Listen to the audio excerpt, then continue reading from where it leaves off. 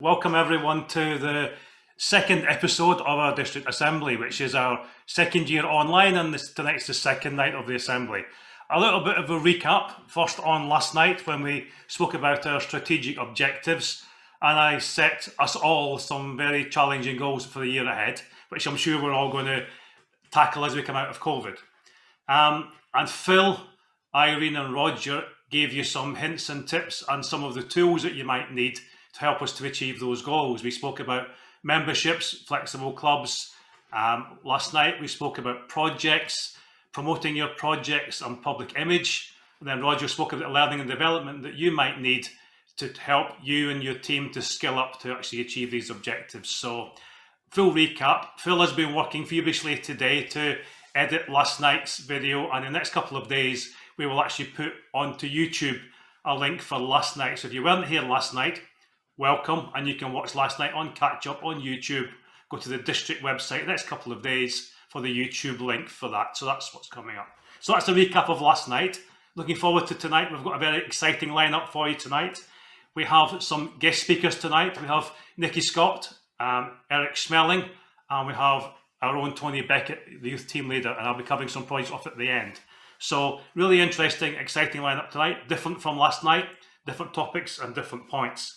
So Nicki will be talking about Rotary changes, the challenges ahead, and Eric is the Chief Philanthropy Officer for Rotary International and is joining us from Evanston in the USA, and it's lunchtime where Eric is, so he's in the middle of his lunch with his sandwich. So he will be talking to us about the Rotary Foundation, our foundation. So that'll be an interesting session to come up later on. So that's what we're doing tonight. So first up, let's go straight into it. So I'm going to introduce Nicki Scott. Nicki's the Rotary International Director-elect who takes up office on the 1st of July, same day as me. And Nicki's also leader of the organisation for Rotary Great Britain and Ireland next year. I've worked with Nicki over the last 6 or 9 months as part of my training, so I know you're in for an interesting presentation tonight. And Nicki was part of the working party that helped to develop the Rotary goals and as we spoke about last night. So interesting time from Nicki. So I'm going to hand over to Nicki now. There'll be a short video, then we're going to join Nicki for a presentation. So it's lovely to be with you all tonight in District 1285, and a special hello to our current DG Peter, who you just saw, including all the future leaders, Eric, Kevin and Swati, and of course many of the others who are here to share with you tonight. And somebody who I know who is out there watching somewhere is PDG, David Ellis, and if I didn't give him a mention, then I'm sure he'd be giving me a hard time later. So he's my cohort, of course, as the leader of the executive next year. So thank you very much, David. It's a joy to work with you.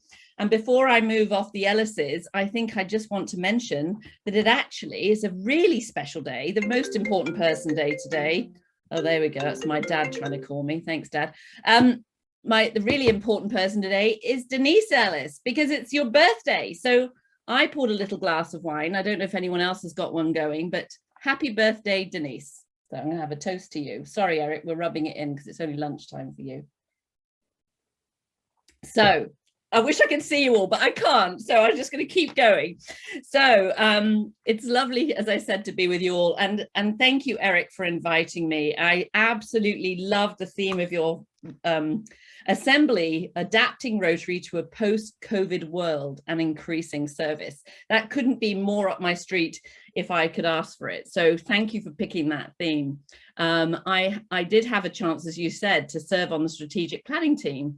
And I've also had a chance to serve on Rotary International's pandemic response task force, which sounds very grand, but actually it was all about how do we make the most of capitalizing on this wonderful catalyst of change that COVID has provided for us. Now, I'm in a bit of a fun mood, as you can tell, but can I just take a moment and say that I know COVID hasn't been exactly fun for a lot of people, and a lot of people definitely know somebody, they've lost someone close to them, or they've been ill themselves. So in all seriousness, can I just say all my respects to those of you, and my heart goes out to all of those of you who have suffered heartache over this past few months or over a year now. However, I am going to also embrace the fact that it is a catalyst for change. And in fact, that theme is a very big theme this year, because as Eric knows, President-elect Shekhar has asked all of his governors, incoming governors, to be change maker governors. And therefore today, I'm going to call on all of you who are joining us on this webinar today to be change maker Rotarians. The term that Shekhar loves to use is movers and shakers. And in fact, let's add on to that and say life changers, because his theme, of course, is serve to change lives. And that's what it's all about. That's why we are who we are. That's what Rotary is serving to change lives. So I was very fortunate that Eric shared his plans and objectives with me. And I have to say, I was delighted by what I saw. And I know you had a really good dose of that last night, but I'm going to build on it, if I may, because I think a great plan is a great start to build on and continue to build on the shoulders of those who've come before you.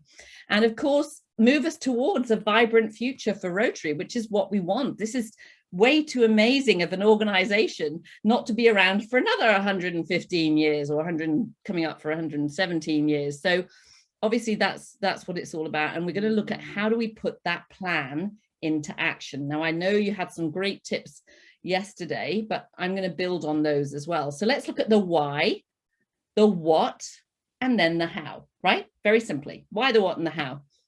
And it's all about change right now. I can't see your hands, but if I could, I'd ask you to say, who loves change?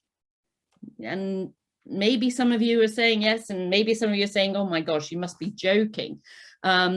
Happens to be a thing I love. I love change. I've moved continents a couple of times, and I've always found change to help me grow and help me learn more and do different things and try different approaches to things. So I've really loved embracing change.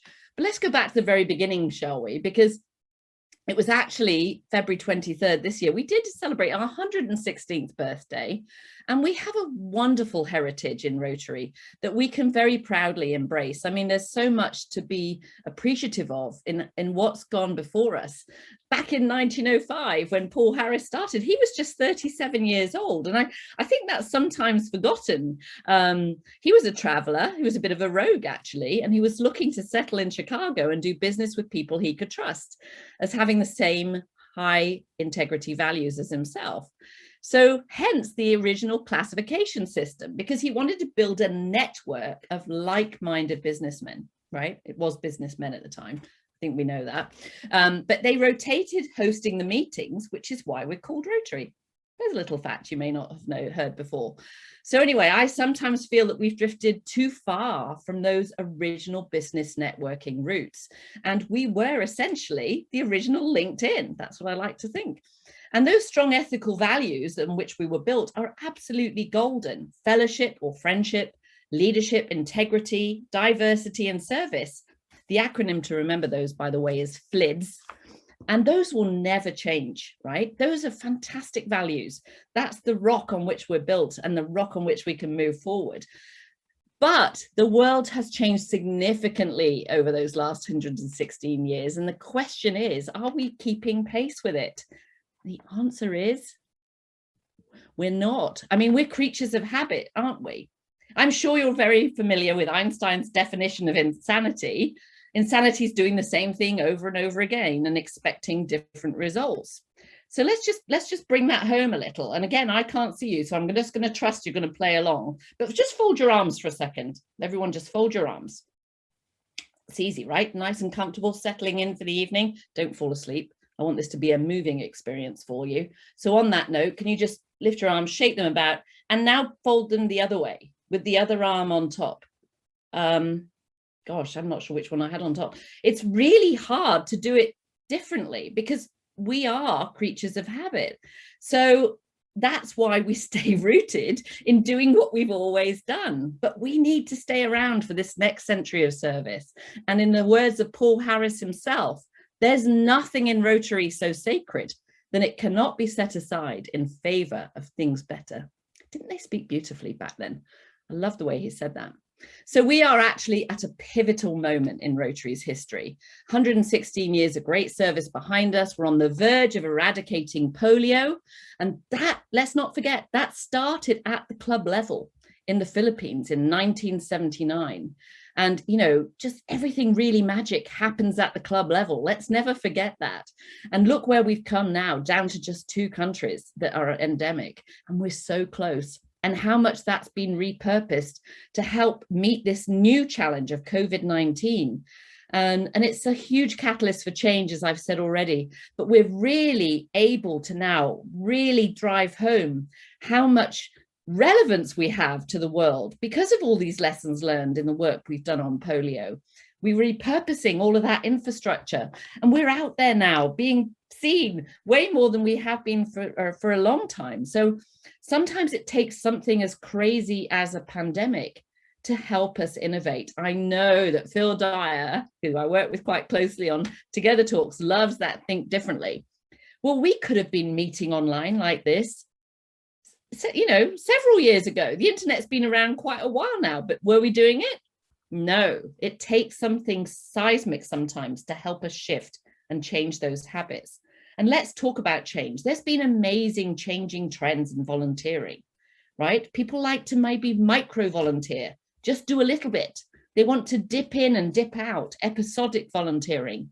They want to do it virtually, which means they may not want to go physically to anywhere at all, that they might help with their skills and service, but do it virtually. And then, of course, cause-based.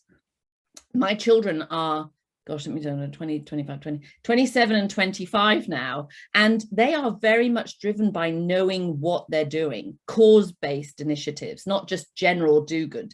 So they want to know where the money's going. They want to know where their time's going. And because there's so many options for people to volunteer, we've got to make sure that we're offering them, you know, offering them the same options. People like to buy, they don't like to be sold. There's no such thing as one size fits all.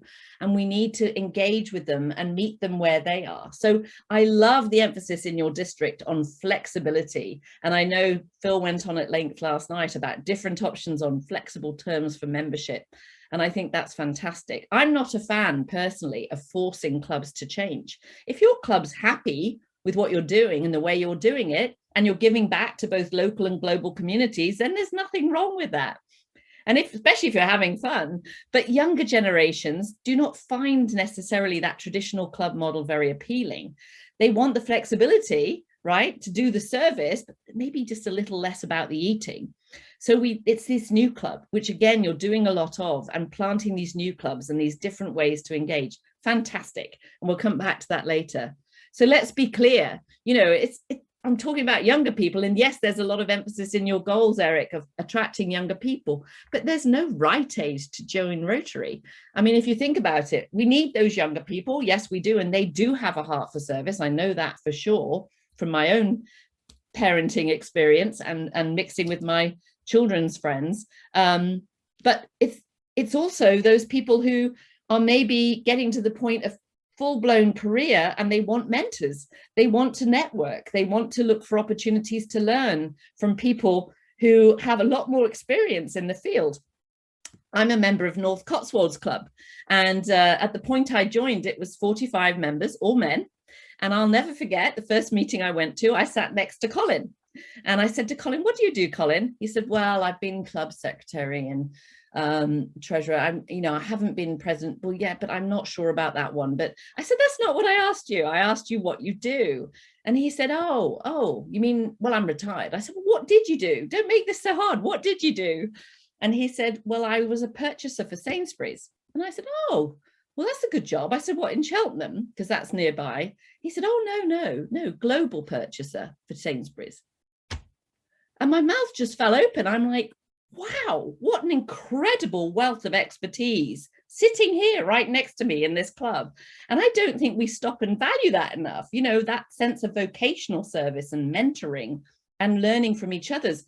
Younger people would have to pay buku bucks, buku dollars, buku pounds to sit next to some people with these sort of level of expertise. And I don't know why there aren't people lining up at the door, quite frankly.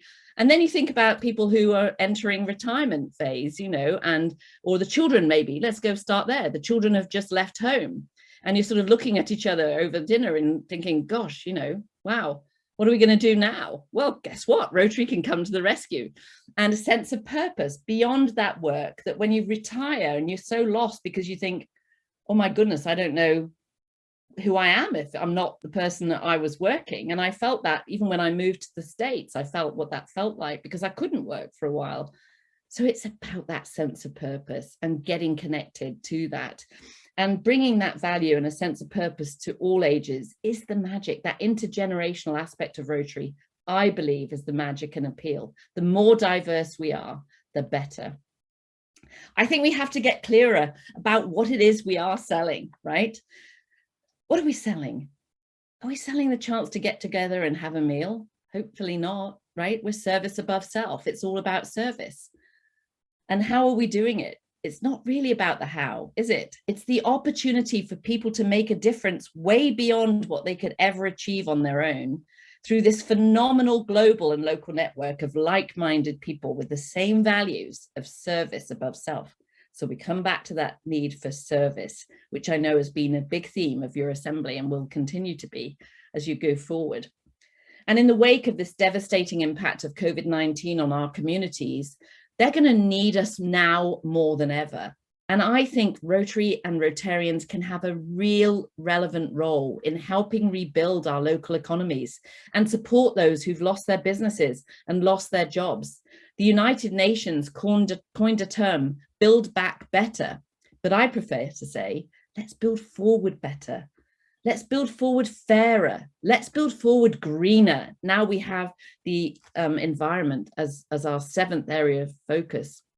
In this new world of work that we all live in, actually, I just did start a job. I know I'm crazy, but I'm really enjoying it actually as an infusion of new energy and learning new things. And a lot of what we talk about at work, which is an environment where we're trying to build trust at an executive level, it's like, well, people are feeling more isolated and working from home, right? They need to get together to build trust, or do they? And how do we help people do that? If they're working from home, they are alone and they're wasting less hours commuting on those roads of ours and how difficult that is going somewhere in traffic. So maybe that's more time on their hands. And there comes the opportunity for Rotary, because we are better together. And in fact, the new United Nations term is only together. And I really love that. Only together can we move these islands forward as we recover from COVID. So that's the why. That's the why we need to change, and that's the why we need to do it. So then the next thing is the what, and that goes back to the action plan. Now, I know Eric shared this in detail, and I was delighted to see that he focused on the 4 priorities of Rotary International's action plan, which, by the way, was the result of over 1 million people being surveyed: Rotarians, Rotaractors, alumni, and even prospective Rotarians. So it wasn't just a few people sat in a room figuring that out on their own.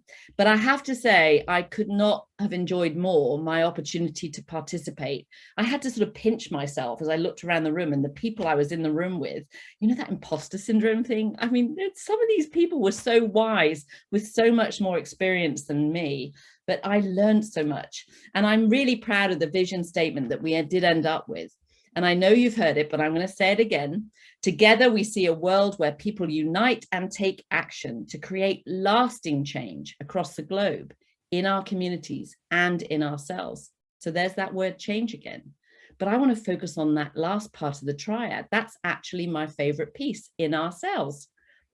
Well, we can't talk about ourselves, can we? This is service above self. Surely we're not supposed to talk about ourselves. But I think that's where we may be going wrong. We're so focused on talking about what we do for others, we don't talk about how Rotary is actually a gift in our lives. Rotary's been an enormous gift, not just to me, but to my children too. And I've grown so much personally in living in service to others. And it gives me such that strong sense of purpose and helped me through many trials and tribulations along the way. And I don't think we sell leadership development opportunities nearly enough. It takes a lot more muscle to lead leaders than it does followers, right? And there are so many opportunities that come from doing just that. So let's get back to that action plan. I want to get a little bit into some of the details that Eric shared with you, because I really want to home in. I think these are fantastic. And the increase our impact, there's so much in that, isn't there? But that general theme of collaborating is enormous. Working together, better together, only together. And I love your emphasis on the foundation. It breaks my heart how much money is left on the table. We raise funds and we give them away without multiplying them through our foundation. So I was absolutely delighted to see the emphasis on making sure that we're amplifying the pounds that we raise before we give them away. I think that's really important. And having this emphasis on Rotary as well. Actually, no, that's in the next one. But this projects, working on projects together, I think is fantastic. And I remember when I was a club president, we had a visit from the DG, and the DG said, would your community notice if you weren't there? And I thought, ouch, gosh, that's a horrible thought. Would they notice? And Phil shared with me his lovely slide on that lion and the pussycat, the lion in the mirror and the pussycat looking. You know, maybe we think we're having more impact than we have, or maybe we're having more impact than we do realize. And I love the quote, the Oscar Wilde quote, right? There's nothing worse than people talking about you, unless the fact that they're not talking about you at all. And I think we want the communities to be talking about us. We want to know, we want them to know who we are. And sometimes I think we've become too much generalists. What's our identity if we're only giving it away to other charities? So that emphasis on service and projects is enormous in getting it, owning it for ourselves and knowing that we're multiplying that money through our own foundation instead of a fragmented effort. Massive. Next one, expand our reach. I think this is enormous opportunity right now. I think we are very privileged in some ways to have a chance to do things differently because we've gained so much, we've learned so much from building on this catalyst for change, and an opportunity to do these flexible clubs, plant new clubs, a district passport. Love that idea. I think it just gives people a chance to move in, move out, do it when they can, not worry when they can't, and embrace those extra generations to work alongside us. Fantastic opportunities. And all of these new volunteers that have arisen as a result of the pandemic, oh my goodness, you know, how fantastic that they're out there and they've maybe had a taste of service for the very first time. Think about all those WhatsApp groups in your communities. How much are you engaging with those people? Because that's what it's all about. That's what Together Talks was about, right? Join leaders, exchange ideas, take action. It was about inviting others to come and join us because we can be the home that they can come home to. Afterwards, now they've got that taste for service. In my opinion, all of those new volunteers are Rotarians. They just don't know it yet. And then enhancing participant engagement. It's so important to take care of our existing members as well as engage new ones. And there's nothing like a service project to get involved, get to know the people you're working with, build those relationships that last. That's such an important element of Rotary. I know we lose a lot of people, sadly, just 2 years into Rotary membership. Excuse me one second. And the trouble is that's because we haven't engaged them. We've just carried on doing what we always do. And then we try and have an exit interview after they've gone. Well, that's too late. How about we have an entrance interview? Ask them why they joined in the first place. What is it that they want to do? And how can they contribute? Very important to do that. And I think having those flexible options and looking at, I know there's going to be an incredible emphasis in your district on leadership development too, which is huge, isn't it? Because that's where growth is. And learning is ultimately such a core need for any individual to keep learning. So how wonderful that your district's so dedicated to doing that. And as for increasing our ability to adapt, oh my goodness, we're doing that in spades. Look at how we're operating this district assembly on the internet and virtually in a webinar. And I love the fact that President Holger's logo, Peter, your current president, had all the doors finally open, right? We're not meeting behind closed doors for the first time. So we're actually more accessible. People are flying into our meetings. We're jumping all over the place. You could go to any other country now that you know that they're out there, and go to one of their meetings. So it breaks my heart when there's so many Rotarians out there who don't realize that as well as joining their club, they joined this enormous global network of Rotary at exactly the same time for no extra money. Oh my goodness, that is priceless. That would take away all the arguments about dues, because it is amazing. If you ever go to another place, and we will get a chance again one day, please go visit another club, even if it's just in another town in one of these islands, right? England, Ireland, Scotland, Wales. We've got all sorts of different communities to explore, even without going too far. But you can jump on a plane wherever you go and meet with Rotarians and be welcomed with open arms. That's fantastic. So let's end up on the how, shall we? A plan is only a plan until we put it into action. And as you can see by my backdrop, we are people of action. That's the story. That's the tagline. And what is it about? It's that storytelling, isn't it?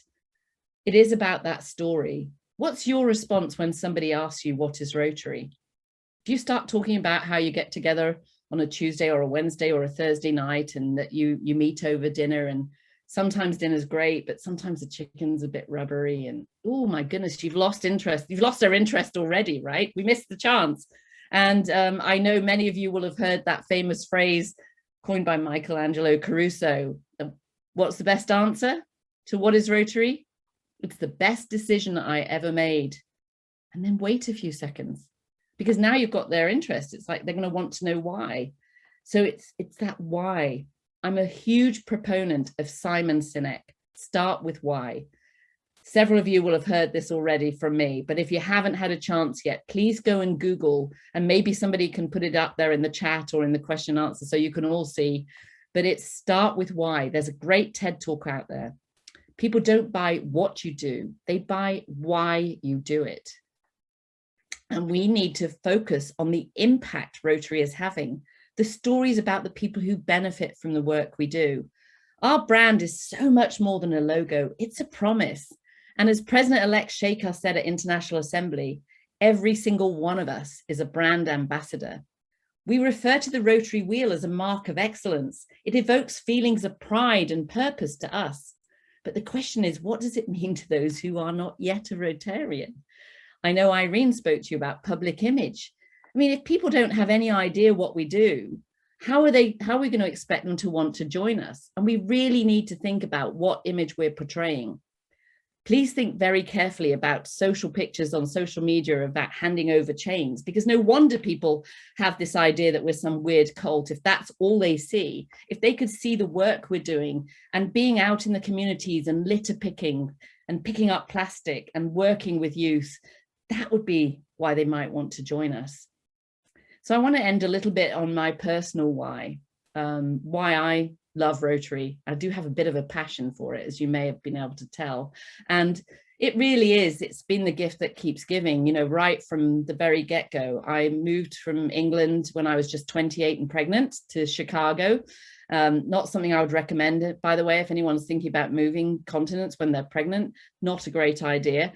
But I was fortunate, after a few sort of moments of wandering around aimlessly, to be landed and invited to join Rotary. And I did join for networking reasons, and I'm not ashamed of that. It was a wonderful opportunity to meet the real movers and shakers in the town. And what I found is, by getting out at 5 a.m. in the morning, we were a breakfast club. By getting out at 5 a.m. and cooking pancakes, which is what they eat for breakfast in America, with sausage and maple syrup, by the way, that was a taste that had to be acquired. But we were cooking that for the homeless, and I got to know the people, and very soon I got a taste for service and that sense of purpose. And I was just 35, and my children were 7 and 5 at the time. I used to just drag them along to everything. And eventually we had an opportunity to take our children to Zambia on a grassroots international project. They were just 13 and 11 at the time, and the impact on them was so profound. Chloe, my daughter, went into sustainable development and has been working for the Global Futures Laboratory at Arizona State University. And Sam didn't go into that as a field of expertise, but he did come home and eventually, I've just got to divert. I know I'm watching time, Eric, don't worry, but he did come home and say, couple of years later, you know, Mum, I think I really need a car. And I said, what do you mean? Have we taught you nothing? You know, you learned how wonderful it is to have, how privileged you are and how happy people in Zambia who have nothing can be. And you're telling me you need a car? Come on. He said, no, but I do. And I said, well, if you're going to need one, then, you know, we're not going to buy it for you. So you can save up for one. So he did. And then he said to me, but Mum, I think I need a private license plate.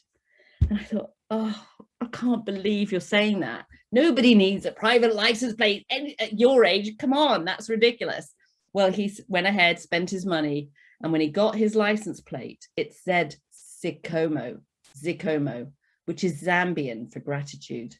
He said, Mum, I'll never forget that those children that had nothing were happier than my friends at school moaning about their lost iPhone. And I thought, wow, I had to eat my words.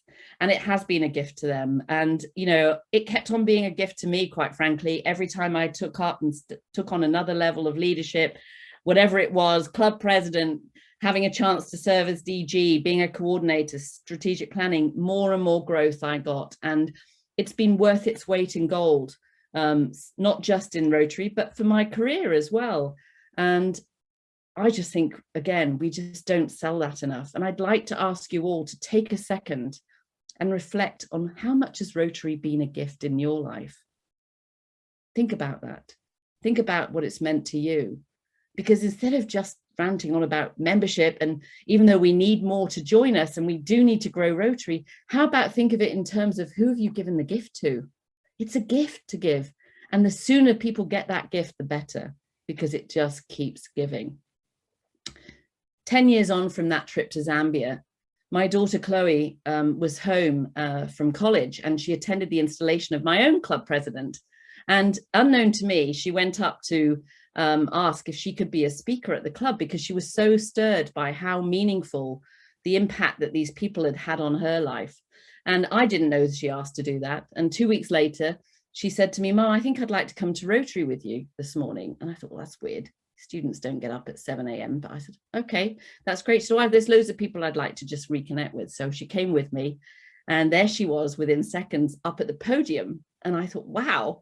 And if you'll indulge me, I'd like to share an extract, the letter that she read, that she had written to my club. Now, I'd like to ask you all to imagine that she is reading this to you as members of your own club. I was never a project in your eyes. I was never a goal or a beneficiary of a fundraiser. Yet I, along with many, may be one of your most underestimated accomplishments. While you were focused on improving an individual in need's home, I was learning dedication. While you were focused on serving the homeless, I was experiencing empathy. And while you were focused on throwing outstanding events in order to raise funds for countless causes, I was helping sweep the floors, being shown that no task is too menial for anyone. While you were focused on providing clean water, basic education and self-sufficiency to rural villages in Zambia, I was taught gratitude in the most humbling way any 11-year-old could ever experience. It is not just the people you serve or the beneficiaries of your funds that benefit from your service above self, but the many others you inspire to do the same. I may be the one who's up here today, but I assure you there are many more who I was raised alongside with, whose words these ring true for. I ask you on behalf of all the children, never stop doing what you're doing, to never lose your heart, passion and drive. If it was not for you, I would not be an international volunteer enthusiast, and know that I want to dedicate my life to international sustainable development. So you see, it impacted my children's lives just as it's impacted mine. So I want to close by saying thank you again for this opportunity to talk to you all this evening. And my call to action and my challenge to you all is, are you going to manage the status quo, or are you going to lead and be a change maker? In the words again of our founder, Paul Harris, if Rotary is to realize its proper destiny, it must be evolutionary at all times and revolutionary on occasions. So we need to embrace change, and now is the time. The future of Rotary depends on it. Thank you. Wow. Thank you, Nicki. That was great. Absolutely super. you use two words most often. I was doing a bit of a word count during your presentation, and opportunity was the word that came up most often. So opportunity, which is what we spoke about last night, opportunities for us to do things differently and to change and whatever came up. And also, obviously, the word change was your second most popular word, which was great. So that's kind of our themes: opportunities for us to change and do things differently. As this Think Differently came out of District 1285. We did the first Think Differently presentations, and Irene and Phil and Roger were involved in that. So basically, we've kept that going. So now we're acting differently. We've done Think Differently. That's old hat now.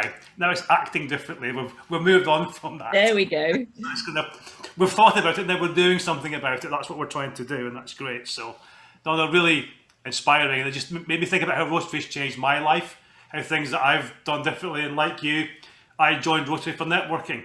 I was running my own business. I joined in that. I didn't do any business in the first year, but it still changed my life. So, I've now travelled the world. I've been to different countries I've never been to, met people that I'd never met, all because of Rotary. So, yeah, it's had a huge impact on my life. So, it's been a gift to me, which has been great. We've got some questions and some questions for you now from the panel. So, Swati's going to pose some questions to you, if you don't mind. Absolutely happy. I hope I didn't go on too long and left a little time for that. So absolutely fine. We've got a lot of flex in our schedule tonight, so that's good. Okay. So I'll hand over to Swati to do the questions for you. Over to you, Swati. Yes. Thank you, Nicki. It's been so inspirational. And already I'm looking on the screen, and I have got some comments from Rosemary Charles saying, "What an inspirational speaker." And Bev Yarwood is saying, "Wow, thank you so much." So you have inspired a lot of people, including myself. So there is a question from Robert. He's asking, my question is the one someone asked me. I can volunteer here locally for church, food banks, etc. Why would I pay a subscription as well to do this? And then he continues to say, I have had 4 major contractors at my home in the last 3 years, and none of them had heard about Rotary, let alone what it was. One knew about Lions. Yeah, so thank you, Robert, for that question. And, I hope I've gone some way to answering that tonight about why would you pay a subscription to be part of Rotary? Because it is so much more than just volunteering, right? Yes, you can volunteer with all sorts of organizations, and you can do that for free. But where else do you get that same global network and have access to a multi-million, billion-dollar endowment fund that multiplies your money?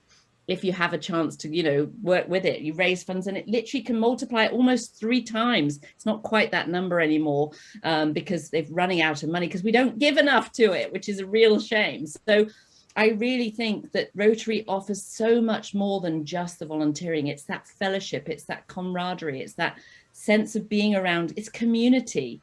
It's community wherever you go in the world. I went on holiday to St. Lucia and I got invited to a club. And I said, yes, I'll come. And my family said, oh my God, here goes mum. She's crazy going on holiday to Rotary. And it was the most incredible experience. I didn't get back for 4 hours because then I got invited to someone's home and we were planning projects in no time. You can't buy that. You can't buy that sort of values and that sort of a chance to network globally and leverage how much difference we can make. We all want to make a difference, otherwise we wouldn't be Rotarians, but we can make so much more difference by working with others and serving with others. Thank you, Nicki. Of course, everybody has a sort of really coming forward. Tony Clayson, who is our sort of change maker within our district, he's got a comment for you.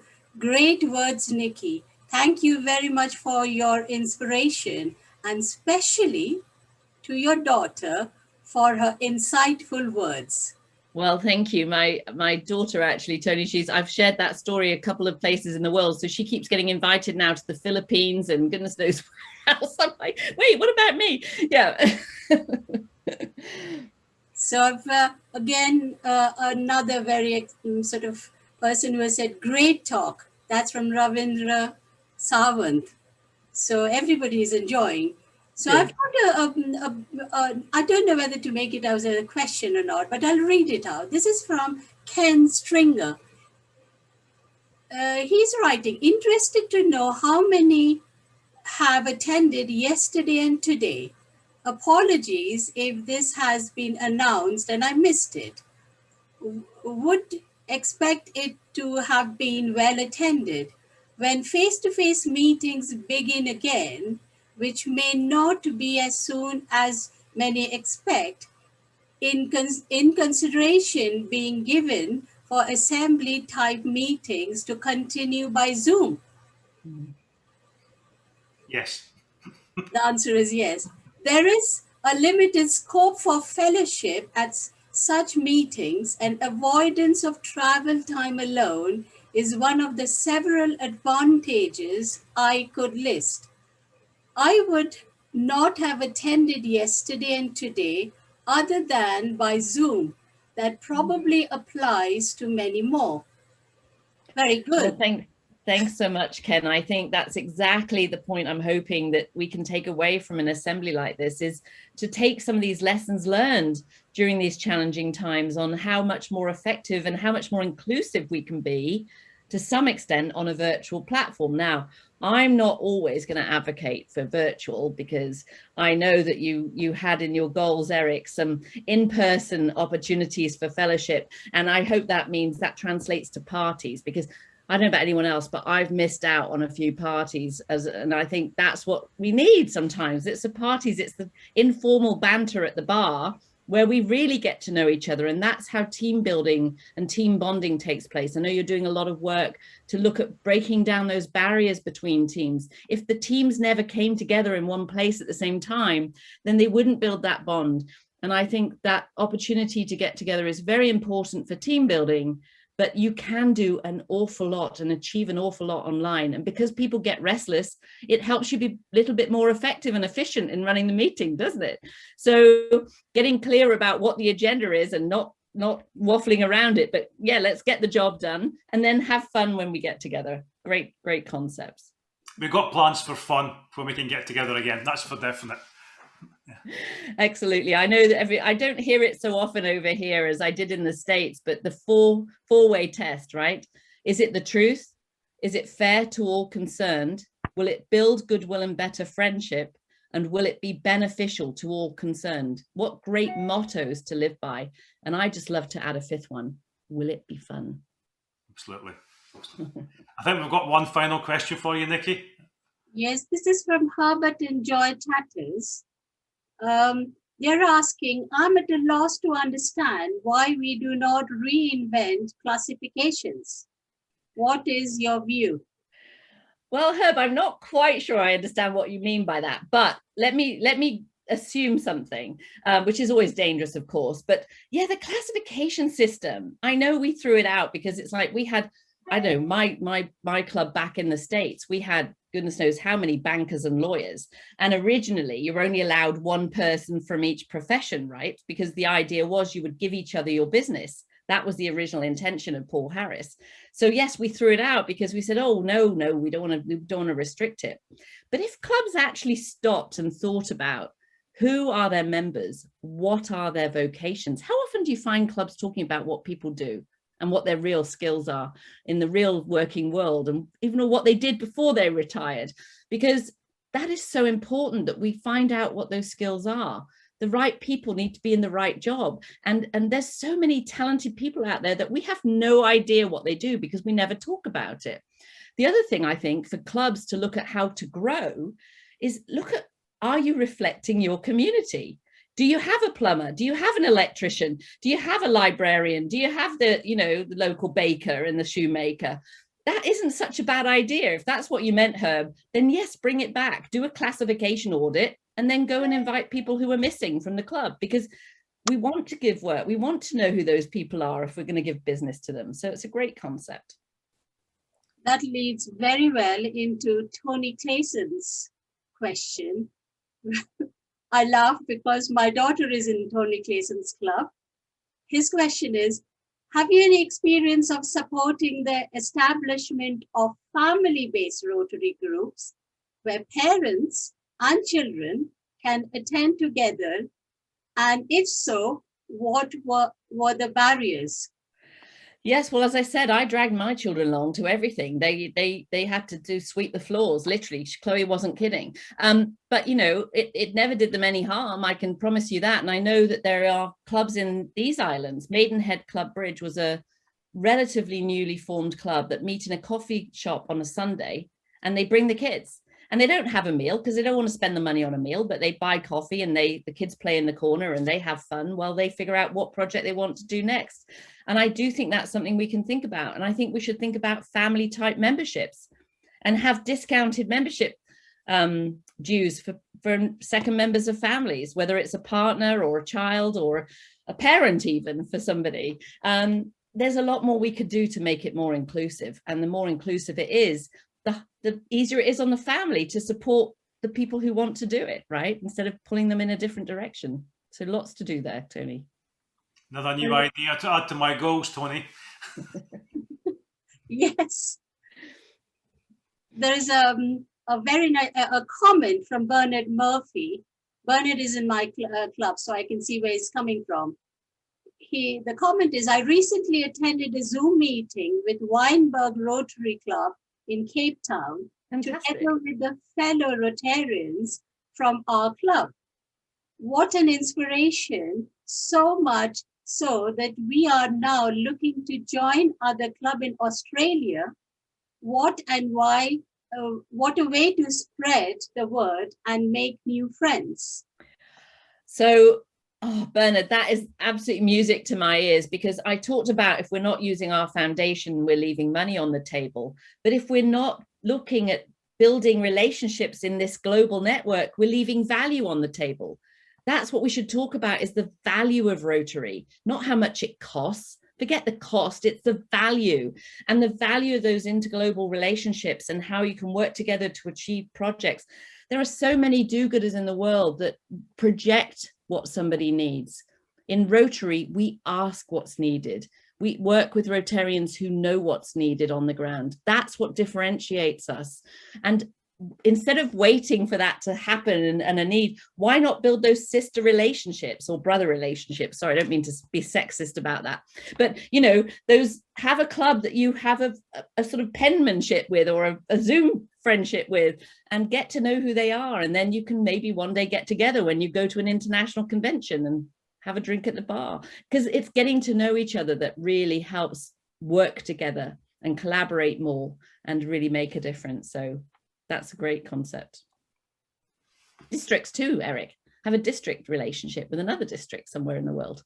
That's right. Well, we've actually got an invitation to go and join us in India, but perhaps at the moment that's not such a good idea. We're putting that we one. could do friendship exchanges, right? We could do it virtually. We don't have to wait. We could do it now virtually, and then one day when we can, maybe we could go and visit and learn from each other's cultures, and that'd be a great concept. And we do have clubs at the district that have partner clubs across Europe that they meet with quite regularly. So we were into that long before Zoom. Actually, that's been happening in clubs at the district. I know that's good. So, Nicki, thank you very much for that. It's been really inspiring tonight. Lots of information, lots of food for thought, lots of opportunities for us to look at again, which is what we've got the theme on. And the final presentation tonight is actually about collaboration on projects. So we're going to end on collaboration that you mentioned in there. So that's the sort of wrap up tonight, is working together with other clubs, other districts and other organisations. So we're going to end with collaboration at the end of the evening. So we're on the same page, which is good to know. So that's well, great. You're doing so much so right. Thank you so much to this district. Thank you to all of those out there who I can't see, as well as those who I can see,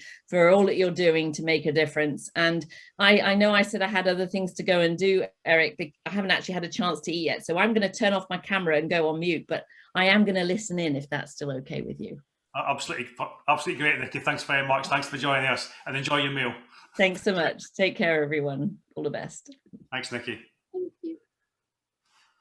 Wow, fantastic presentation there from Nicki. Really, really interesting. Now we've got some more interesting things to talk about. So Tony Beckett's going to join us now and talk about youth projects and youth competitions. I know because of COVID, we've always had to turn off the tap on youth, haven't we, for the last 12 months? So Tony's got ideas how we can turn the tap back on and what we can possibly do. So I'll hand over to Tony now, who's going to talk us through opportunities, as Nicki spoke about, for youth in the coming year.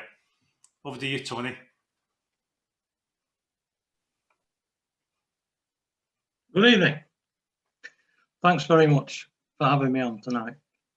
The title of our district assembly this year is A New Dawn, and a new dawn is exactly how I see our youth projects. I've got a gift for all of you this evening, and it's a box, and it's full of opportunity. And I want you to take that box, I want you to take that gift, and I want you to spread it in your local area. Because while we do great work all over the country, all over the world, I think it's important that we also look to our local environment, our local community, and in particular, the next generations that are coming through, our own young people. I'm entirely committed to this. Many of you have heard me speak before and know that for 30 years, I was a serving police officer in a sleepy little fishing village called Salford. And Salford's main export during the 1980s and 1990s was armed robbers. Now, it's a sad fact that when I joined the police, I thought that I'd be stepping up and I'd be dealing with criminality and mainly dealing with adults and men. And when I sit back now after 30 years service and look back, I spent most of my time dealing with teenagers, with young people who for one reason or another had lost the way. And you think, why have they lost the way? And it's because at some point somebody hasn't reached out to them and said, look, you could do this. You could do this instead of doing that. And this is a better way. You're not going to convince everybody. And I don't even expect to convince everybody. But do you know, if I can convince one or two, that'll satisfy me. Now, I can't do this on my own. I want you to help to do it with me. And that's why I'm going to give you tonight this box full of opportunity. Take it back to your clubs, discuss it on Zoom. I'm going to go through the different projects that we can do. I'm not going to dwell on the past and what didn't work and what we couldn't deliver. I'm looking forward. I'm looking forward into Eric's year. I'm looking forward past that. I'm in a unique position. I'm a Rotarian who's actually doing a job that he wants to do. And there's not many of them, is there? So what have I got in my box full of opportunities for you? Well, it's a new dawn. We've got to look at the way forward. James, could I have a slide, please? So the way forward, undoubtedly, the disruption of the past years has limited the service that we were able to offer to young people. We were there, we were on the blocks, we were ready to get going, but unfortunately, the vagaries of the COVID restrictions stopped us in our tracks. The schools closed, we couldn't get access to young people if we wanted to, our clubs closed. It took us a while to get back on our feet and to discover how to communicate within our own organisation. But we've achieved that, we've adapted. So let's turn this round. We can do it. And I'm asking you to help me to deliver our competitions and projects across the district. They're worth doing. James?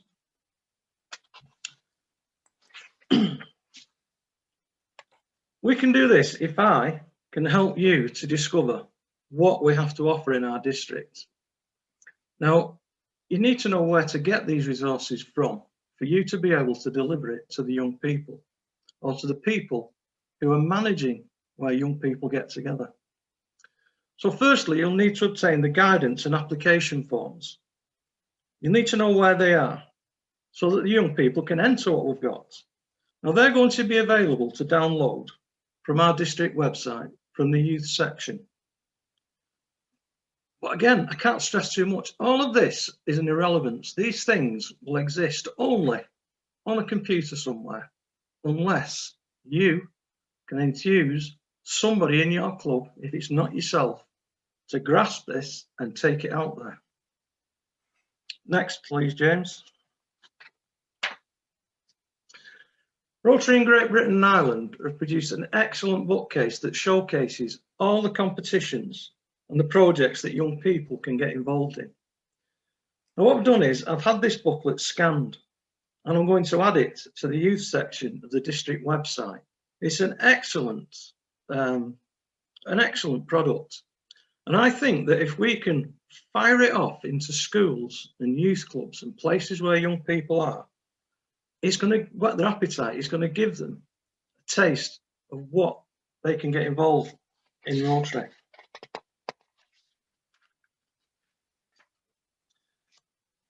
How do you enter the competitions? Well, each competition has got a set of guidance notes, and they detail what is required of the entrance. There's also an entry form which has got to be completed by your club, because what that will do is it will link together your club and the young person. Now, at the moment, all of these are being updated at Ulster. They've been produced and are being carefully checked now to make sure that they comply with legislation, discrimination laws, things like diversity, so that the finished product, when it goes out, is properly checked, it's accurate, and you shouldn't get any questions coming back to you. People should be able to look at it, accept it, and get on with it.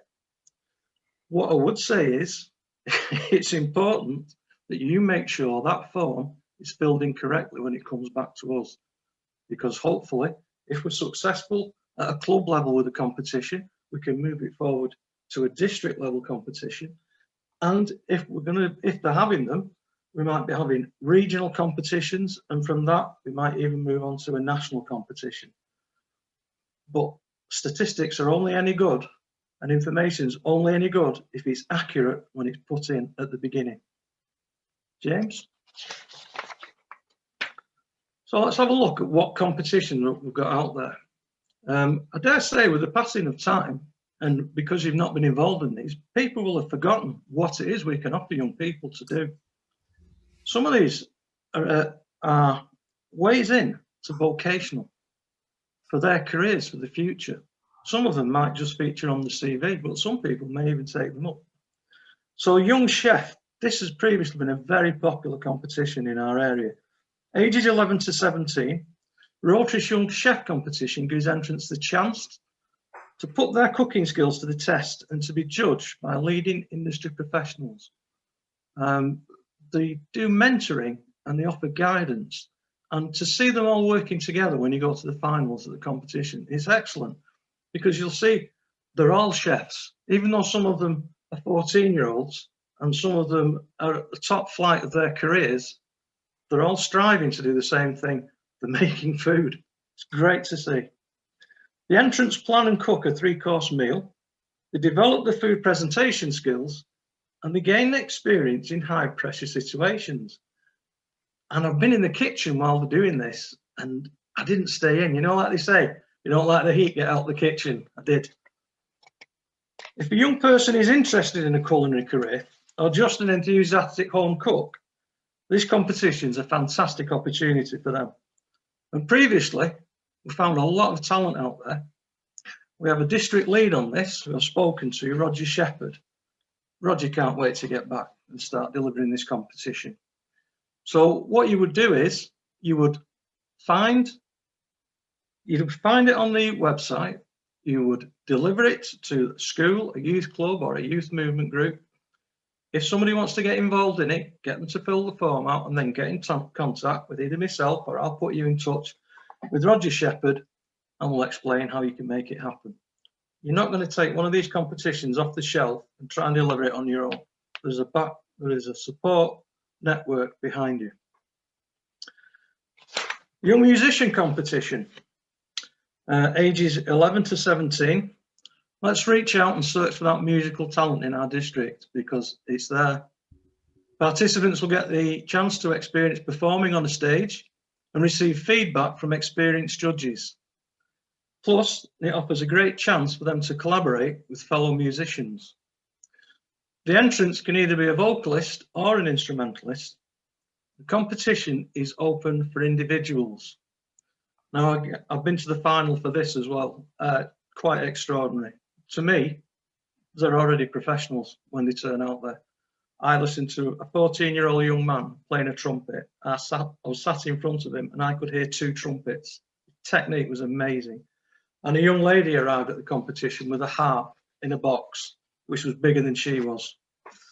James? The Young Writer competition. Now, some of these competitions need to be delivered in an area, such as young chef in a kitchen, young musician, they need to have a practice room, they need to have an auditorium to perform in. But looking to the future, let's perceive that there might be a problem with COVID or restrictions or lockdowns. If we can become familiar with some of these competitions, there is no reason why they cannot be completed online.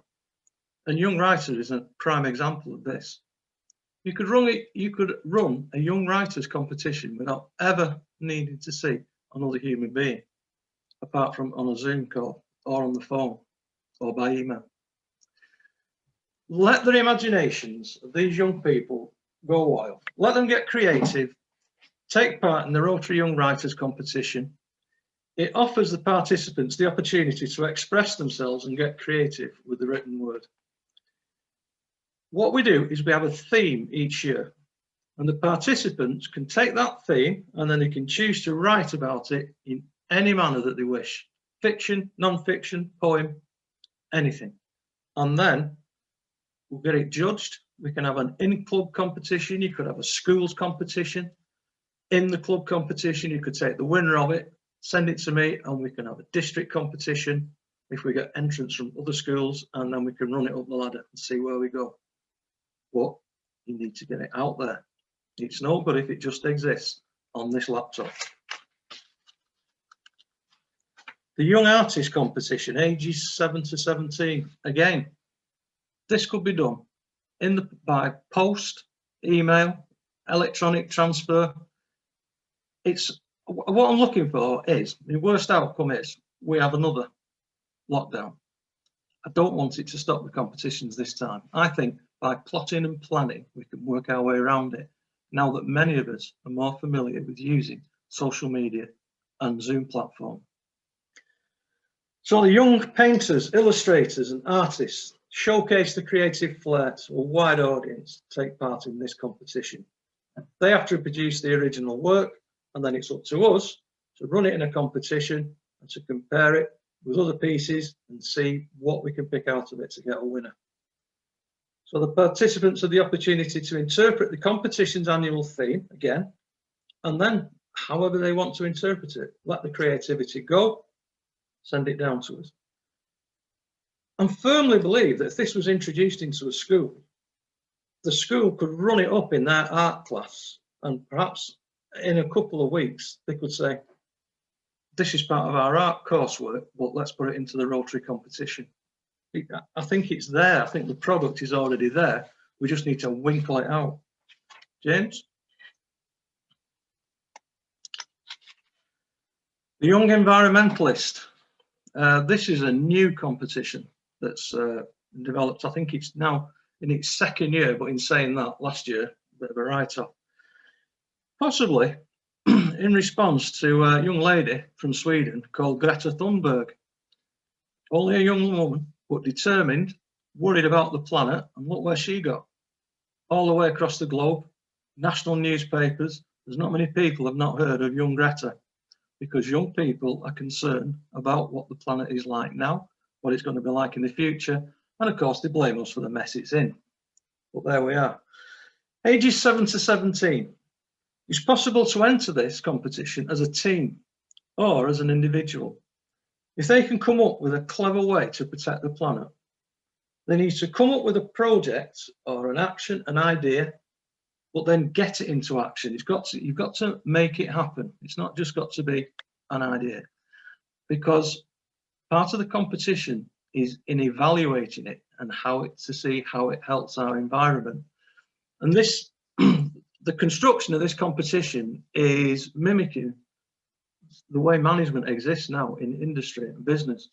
We come up with an idea, we put it into action, and then we draw it back and we evaluate it and we decide, did that work? Could it work better? Do we keep it or shall we bin it? Because that's the way we move these days.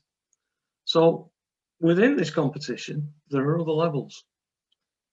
Now, the participants may already be eco-champions like young Greta Thunberg, or they might want to find out more about the world around them. They might just be interested because something they've seen on the news, they've heard, they've spotted on social media. The competition is going to challenge them.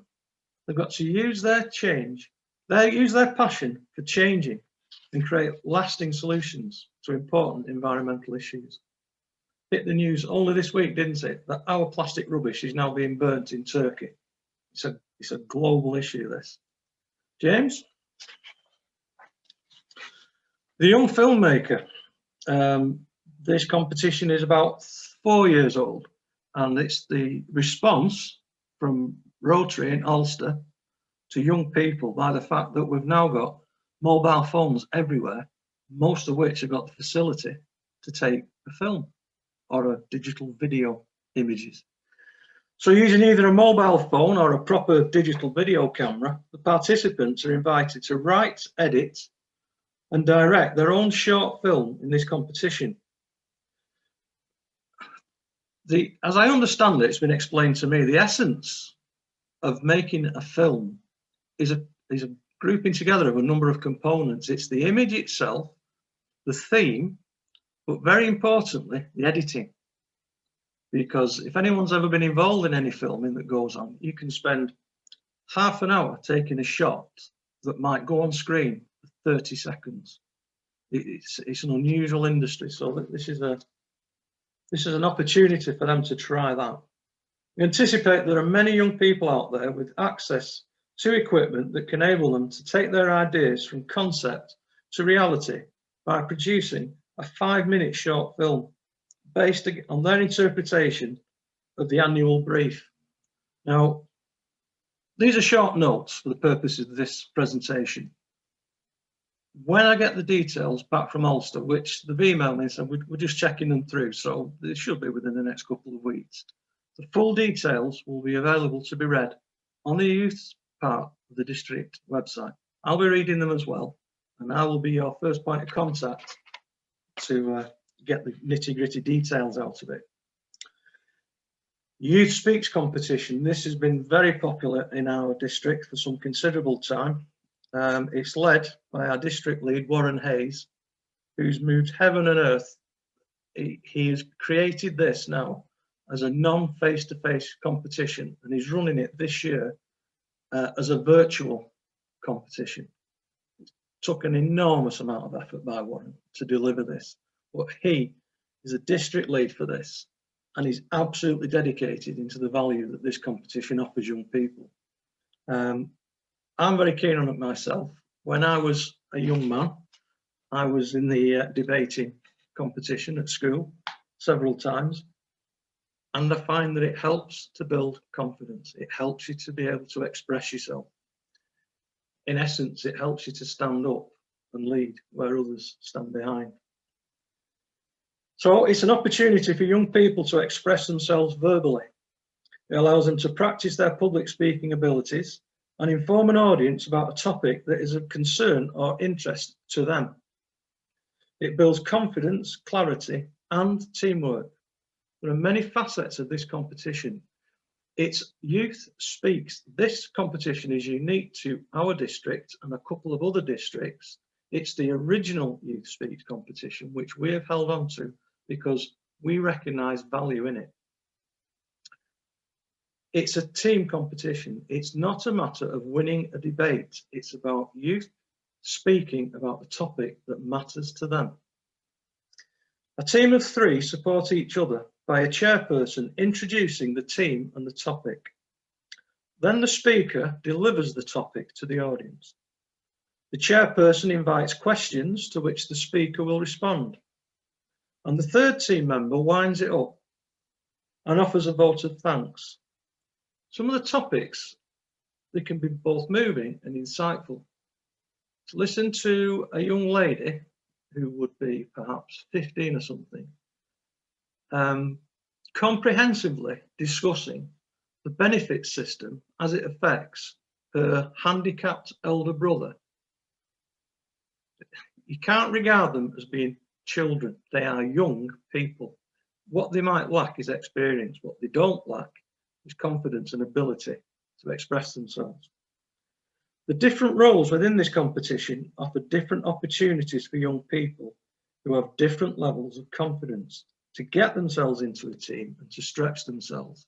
There was one young man on a team that I saw that virtually had to stand on an orange box to see over the table to give the vote of thanks at the end. I doubt that he would have played on a rugby team, but he was able to get on a youth speaks team. James? The Young Photographer competition, I still managed to get a few entries for the Young Photographer competition this year. Again, this is a competition which could be run entirely online or within a school. So it's another one for the future. I'm preparing resilience in case there's another lockdown. Who knows? Ages 7 to 17. There are different levels within that you'll be able to read that detailed in the competition guidelines. But again, it's because of the availability of mobile phones as well as digital cameras. There's so much opportunity for young people to participate in this competition. They're invited to submit a portfolio of 3 images on the annual theme. And we want to listen to what their motivation was for taking the image. It's not just a random snap, oh, that came out all right, I'll throw that in. There's more to it. They need to state the type of device that's been used, and they need to state what manipulation of the image they've made, if any. Now, these entries will be judged by a professional photographer. The guy that I've used this year has spent his entire career as a professional photographer. He was, in fact, the photographer of the year in 2011. So we're very fortunate there, because all these competitions that we have, one of the difficulties for us is finding people who are qualified, who are competent, and who are willing to judge them. A word of warning, I'll get it in now before I start getting the queries in the future. Make sure you fill the application form in accurately. I've had forms bouncing forwards and backwards in the past because of what type of camera was it and what focal length did you use. James, we have projects for young people. Not everything's a competition. The technology tournaments. Teams of pupils, typically in teams of 4, have to solve an interactive technology-based task and are required to design, develop and build a solution with the materials supplied. The tournament is available to 2 age groups, 8 to 11 and 11 to 16. And happily, we've got experience of delivering this within our district. Perhaps utilising the booklet that I mentioned before, we might be able to send it off into the schools, let them have a look through it. And some of the schools that might be technology based could be interested in participating in this competition. In essence, what they will get is a cardboard box full of bits of polystyrene, sticks, wheels, strings, piece of string, sealing wax, etc. And they might have to build a bridge, build a crane, build a car that will travel a certain distance. And it's how they interpret the instructions and what they can deliver. James? Young Citizens Awards. Do you know somebody in your local district under 25 who is an inspiration to others? Do they go the extra mile to make a difference? Why not nominate them for a Rotary Young Citizens Award to celebrate the impact they make within our local community? The awards can be for individuals or groups, for projects and initiatives that showcase positive citizenship and the important responsibilities that are assumed by some of our young people. The nominees do not have to be engaged on a Rotary project. Please make inquiries within your local area and discover if there is a worthy recipient out there that we can recognise. What I'm thinking about here is those unsung heroes which go across our country, and those are our young carers. Young carers, do they ever get a break? Let's have a think about those. I'm more than happy for you to contact me and discuss this in the future. Interact. Interact, age 12 to 18. Is this the nest bed for future Rotarians? We might hope so. Ages 12 to 18, Interact clubs are run by their members so that they get to take part in exciting hands-on projects around the topics and causes that matter to them. Interact is a great way to enhance their CVs, which will be helpful when they're looking for jobs or making college and university applications in their futures. Each Interact club is supported. It's supported, it's not run. It's supported by a local Rotary club or a local Rotarian from that club who will be there every step of the way to help provide help and experience in how to run meetings, in how to, what a secretary's duties might be, in perhaps how to deliver a project. They should be our future. And what we need to make sure we do in the future is keep in touch with our interactors, because they will jump from being an interactor at 18 into university or further training and then start up on their careers. If we can stay in touch with them at some point in the future, they might want to come back into Rotary and to start helping us, our service organisation, using their new experiences. Rotary kids, we can really get them young now. Ages 7 to 12. Rotary Kid clubs are based in schools, youth groups or community centres with the help and support of their teachers, youth leaders and again, guidance from a local Rotary club or motivated Rotarian. Children can gain a valuable experience in helping others and learning interesting new things. It is surprising what a child will rise to if they're given the opportunity. Have you seen the Purple Pinky, where you go into a school, you explain all about polio across the world, and you ask them if they'd like to make a small donation, and you dip the finger in a little pot of food colouring, Purple Pinky. Kids love it. They will rise to it. This is a similar type of thing, but it's run like a club. Rotary Kids can bring an exciting and practical approach to supporting the citizenship element of the national curriculum. This can be a first point of contact for the parents to learn about Rotary, and we can welcome them into our organisation. We need to get a contact within a primary school. So what's on hold? We can't ignore the fact that we've just had a pandemic. What's on hold? Currently, due to the COVID restrictions, we're not able to offer the district international summer camp. This is a pity, because this district has held an international summer camp longer than anywhere else outside of London.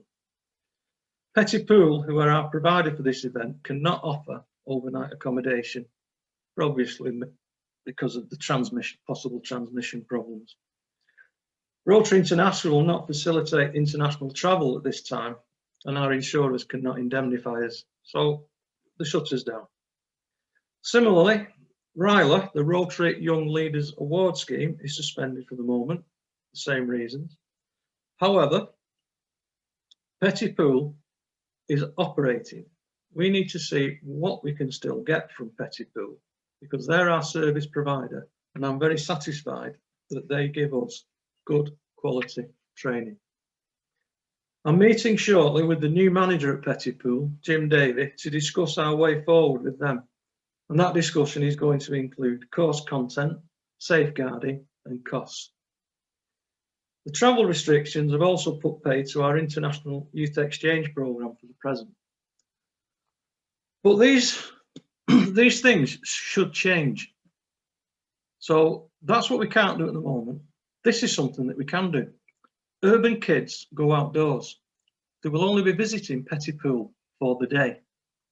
Urban Kids Go Outdoors provides children from disadvantaged backgrounds and others with a fun-filled visit to Pettypool Outdoor Centre with the aim of inspiring and engaging participants outside of the classroom. I still run my own youth group, and I mean, I'm busy delivering outdoor activities, sailing and kayaking to young people. I can't stress to you enough that we have many young people in our local areas that have never been off their estates.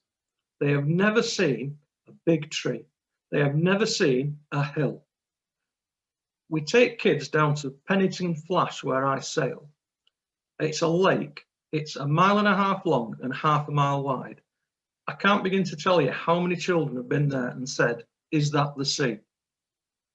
Because in 2021, we have got young people who have never been more than 1 mile from their estate for various reasons, which we travel the globe, don't we? But that's in your own backyard. Several Rotary clubs in this district have previously sponsored classes of children to enjoy this day in the outdoors.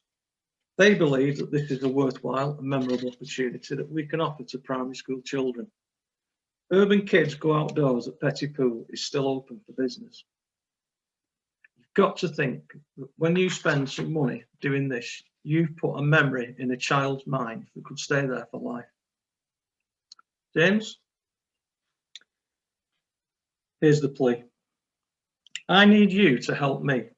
I'm confident that our young people are worth the effort. Please check the youth section of the district website in the next few weeks when I've updated it with the new competition details.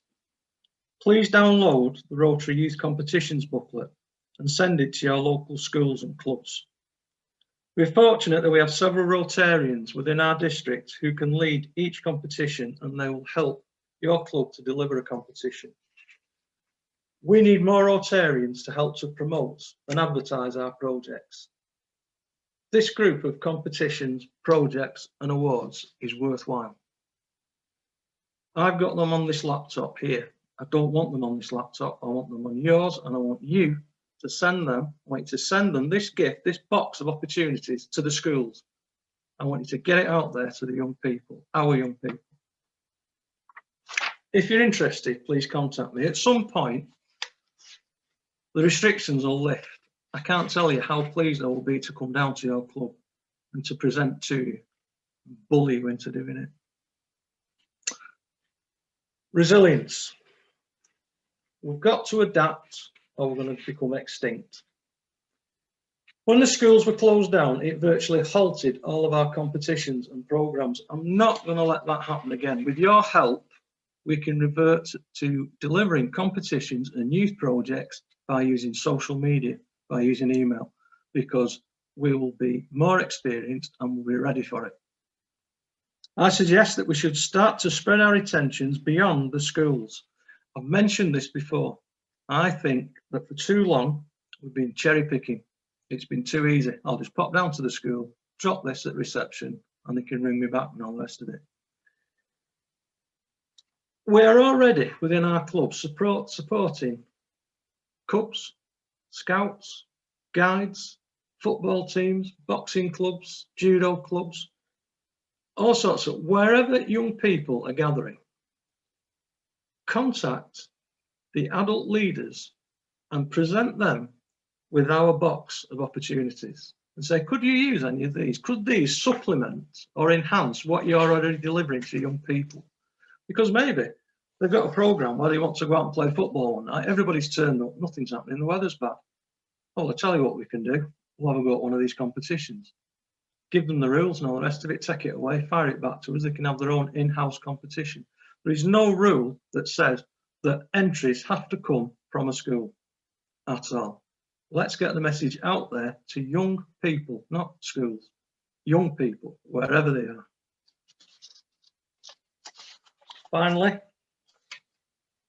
Finally, do you think that your club can get involved in any of these competitions and programs? Do you think there's one Rotarian in your club who would send me an email and say, go on, Tony, send me the link. I'm a bit interested in this. We might be able to get something into a school or a youth club.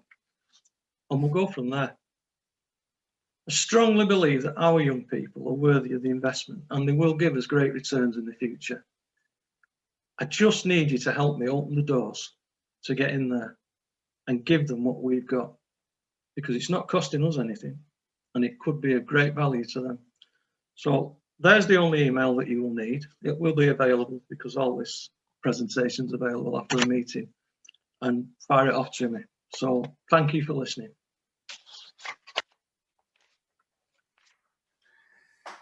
Thank you, Tony. I'm really glad you're getting out with your box because there's so much stuff that they need a big box to take it all home with them. So masses of information there, opportunities by the box full, literally. So I'm sure that there must be something in that comprehensive list that every club wants to get involved in. I've certainly got some ideas for our club in Warrington. So yeah.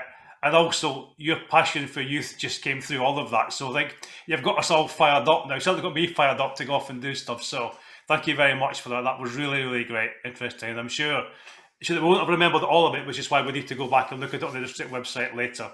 If anyone wants to watch it again, we are recording this. That will be available on YouTube later. So thank you, Tony. That was absolutely fantastic. Now, our next speaker is going to have a completely different topic. I'd like to introduce Eric Schmelling, who's currently in Evanston in the USA. And Eric is the Chief Philanthropy Officer for Rotary International.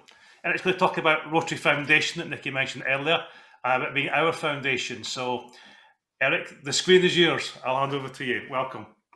Great, Eric. Thank you so much. I'm just going to share my screen, and if you can let me know or make sure that this comes through okay, that would be very much appreciated. I have a new monitor today and using it for the first time. Eric, does that work okay? I can see that, Eric. Yeah, that's come through for me. Great. Great. Yeah, so thanks so much for having me this evening. Really great to be able to join your district assembly. Our time is short, so I'm going to jump right in by sharing a couple thoughts about why the Rotary Foundation is our foundation.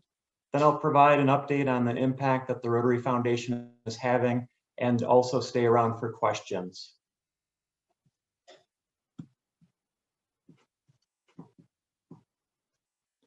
Okay, there we go. So why is the Rotary Foundation our foundation?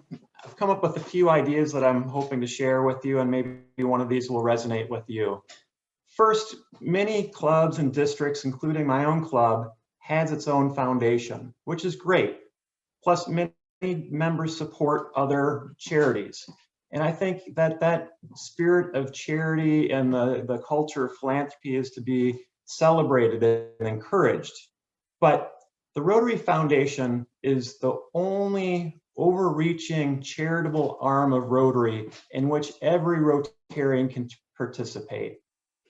A second reason is our projects are envisioned, designed, carried out, and reported on by Rotarians. It's through their vision, creativity, and action which brings our projects and programs to fruition. Third reason it's our foundation is that our foundation is led by and involves Rotarians at every level, individual members, clubs, districts, and of course our International Board of Trustees.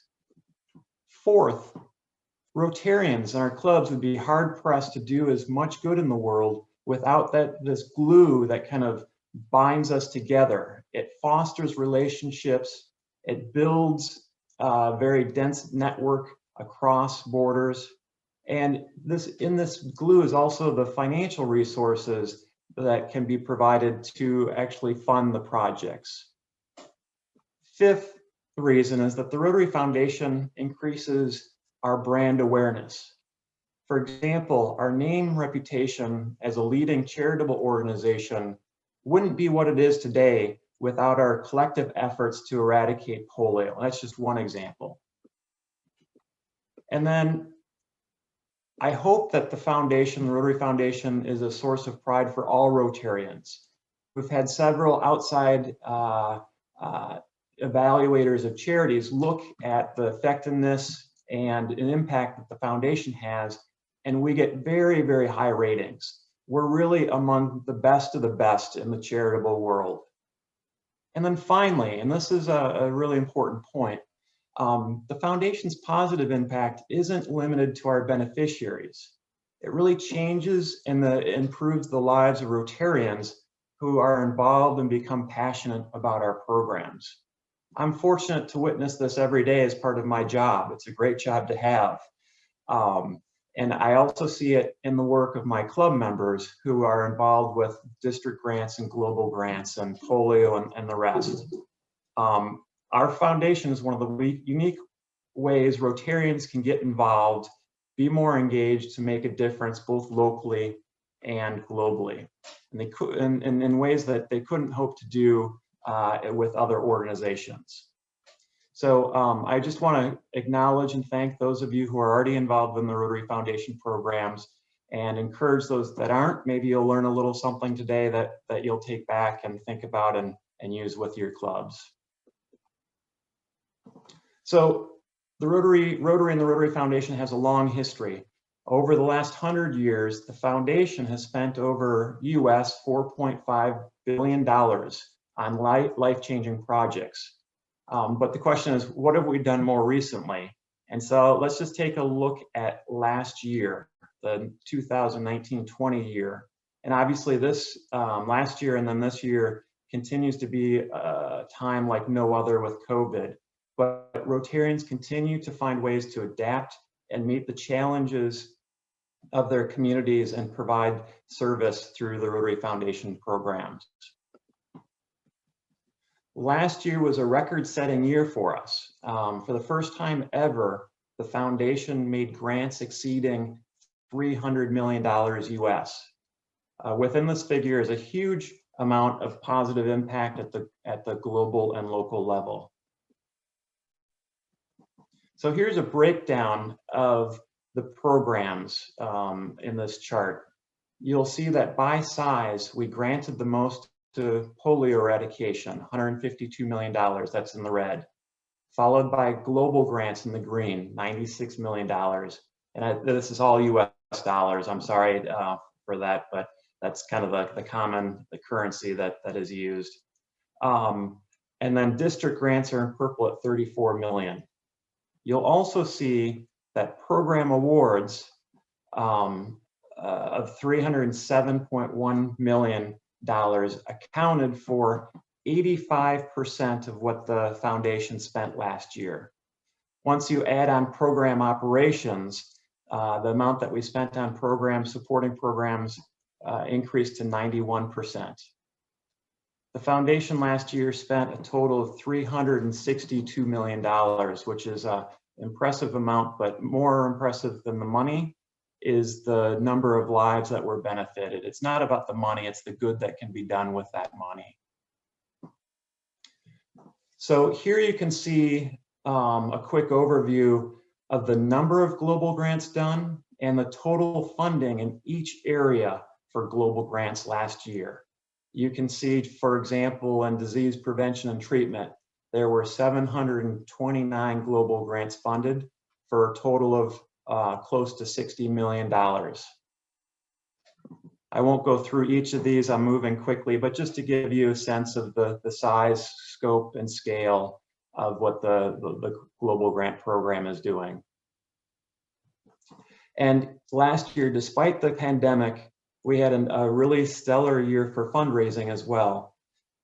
Raised over $408 million in both outright gifts and also future commitments, so bequest type legacy gifts for that total of $408 million. That really requires a lot of Rotarians to do what they can with both small gifts, and increasingly so, we're seeing Rotarians want to leave something for future generations to do good work.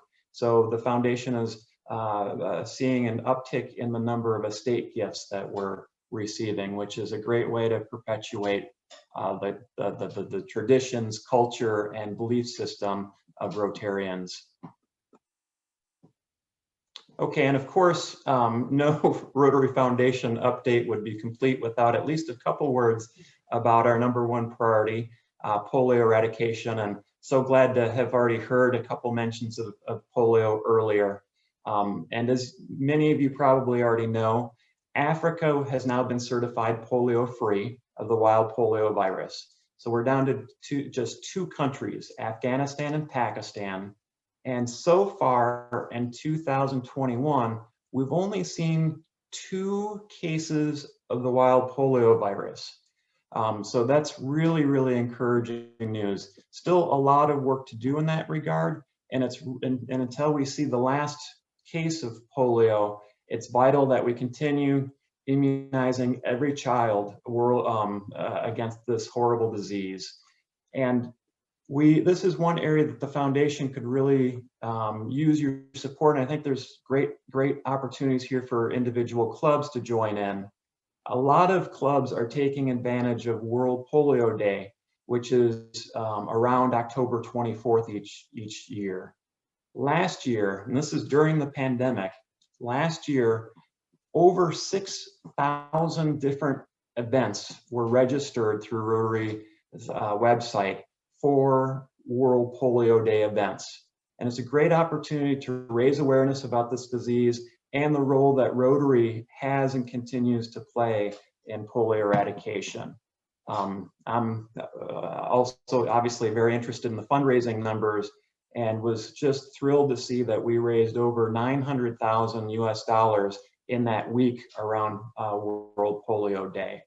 And then finally, just a quick note, as you're looking at goals for next year and things like that, the foundation for a number of years has really encouraged clubs to set a goal of $1,500 for polio plus. If every club did this and met that goal, we would far surpass the $50 million goal for polio each year.